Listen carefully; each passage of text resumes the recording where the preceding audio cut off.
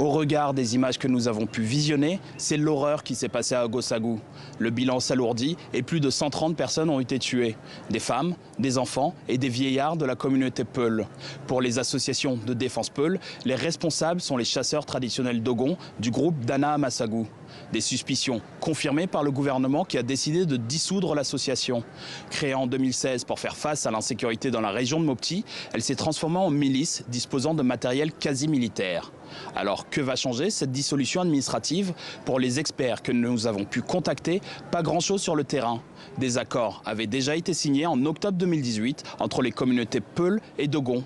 Le gouvernement parle depuis près d'un an de désarmement dans la zone, mais les armes continuent de proliférer. Les groupes et les milices sont donc-elles devenus incontrôlables et trop mobiles pour l'armée malienne?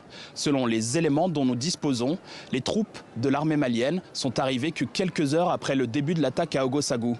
Pour les rescapés, l'armée s'est rendue complice en n'intervenant que trop tard. Le président de la République avait annoncé il y a quelques jours qu'aucune négligence ne sera plus tolérée.